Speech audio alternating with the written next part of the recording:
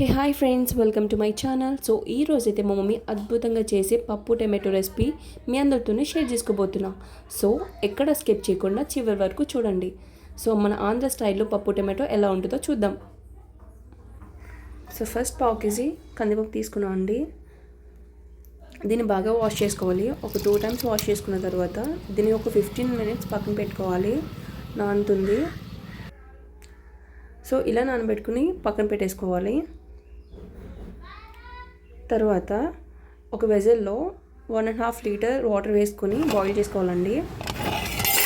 So ఇలా boil అయిన వాటర్లో మనం ఆల్రెడీ 15 minutes నానబెట్టుకున్న ఈ కందిపప్పు వేసేసుకోవాలి. సో ఇలా వేసుకున్న తర్వాత దీన్ని బాగా బాయిల్ చేసుకోవాలండి. తర్వాత ఇలా బాయిల్ అయిన తర్వాత పప్పు మొత్తం ఉడికిపోతుంది. తర్వాత ఒక 1/2 spoon పసుపు వేసుకోవాలి. దానిలోనే ఒక 2 tablespoon ఆయిల్ వేసుకోవాలి. సో తర్వాత బిగ్ టమాటోస్ అయితే ఒక 3 సరిపోతాయండి. సో నేను మినీ సైజ్ టమాటోస్ తీసుకున్నాను కాబట్టి ఒక 10 వరకు తీసుకున్నాను. అండ్ బిగ్ 1 ఆనియన్ అయితే సరిపోతుంది. సో వీటిని బాగా వాష్ చేసుకోవాలి.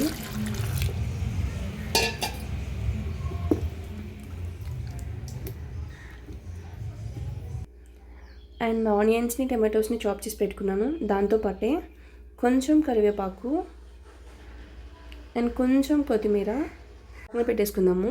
తర్వాత ఒక మిక్సీ తీసుకొని దాంట్లో ఒక కంప్లీట్ వెల్లుల్లిపాయ తీసుకున్నాను. కొంచెం జీలకర్ర అండ్ 1/2 tablespoon కారం వేసుకున్నాను. సో దాన్ని మిక్సీ చేసేసాను. ఇలా 1/2 tablespoon మసాలా వస్తుంది కదా, సో దాన్ని కూడా పక్కన పెట్టేసుకుందాము. తర్వాత మన పప్పు ఉడికిందో లేదో చూద్దాము. సో కంప్లీట్గా ఇలా ఉడికిపోయింది కదండి. సో ఇలా బాయిల్ అయిన దాంట్లో మనం ఆల్రెడీ చాప్ చేసి పెట్టుకున్న ఆనియన్స్, టమాటోస్ అండ్ కొంచెం కరివేపాకు, కొత్తిమీర కూడా యాడ్ చేసేసుకుందాము. సో బాగా మిక్స్ చేసుకోవాలి. సో ఇలా బాగా మిక్స్ చేసుకున్న తర్వాత దాంట్లోనే మనం ఆల్రెడీ మిక్సీ చేసుకున్న మసాలా ఉంది కదా, దాన్ని యాడ్ చేసుకుందాము. దాన్ని కూడా యాడ్ చేసుకున్న తర్వాత బాగా మిక్స్ చేయాలండి. తర్వాత కొంచెం చింతపండు ఆల్రెడీ నానబెట్టుకున్నాను నేను. ఒక 5 minutes నానబెట్టుకుంటే సరిపోతుంది. దాన్ని దీంట్లో ఈ పప్పులో యాడ్ చేసుకోవాలి. సో ఇలా మొత్తం చింతపండు అంతా జ్యూస్ మొత్తం యాడ్ చేసిన తర్వాత ఒకసారి మిక్స్ చేసుకుని లిడ్ పెట్టేసుకోవడమే. సో ఇలా ఒక 5 minutes బాయిల్ అయిన తర్వాత ఒక దగ్గర పడుతుంది కదా, సో ఇలా అయిపోయిన తర్వాత దించేసుకుందాము. పప్పు అయిపోయినట్టే. సో ఒకసారి పప్పు గుత్తితో దాన్ని కొంచెం స్మాష్ చేసుకొని పక్కన పెట్టేసుకుందాము. తర్వాత ఒక విజిల్ తీసుకొని దాంట్లో ఒక 2 tablespoon ఆయిల్, తాలింపులు, ఎండుమిరపకాయలు ఒక 4 బాగా ఫ్రై చేసుకోవాలి. దాంట్లోని కొంచెం కరివేపాకు, మీరు ఎక్కువ కరివేపాకు వేసుకుంటే ఇంకా బాగుంటుంది, ఆ స్మెల్ బాగుంటుంది కదా. అండ్ తర్వాత మనం ఆల్రెడీ ప్రిపేర్ చేసి పెట్టుకున్న పప్పులో ఈ తాలింపులు మొత్తం యాడ్ చేసుకోవాలి.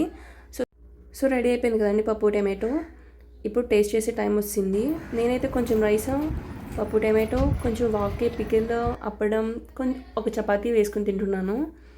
పప్పు అయితే సూపర్ ఉందండి టేస్ట్. మీరు కూడా ఖచ్చితంగా ట్రై చేయండి, మీకు బాగా నచ్చుతుంది. సో మీరు ప్రిపేర్ చేసిన తర్వాత నాకు కామెంట్ చేయండి ఎలా ఉందో పప్పు. And please do subscribe to my channel and do like, share, comment on below. Thank you and see you next video.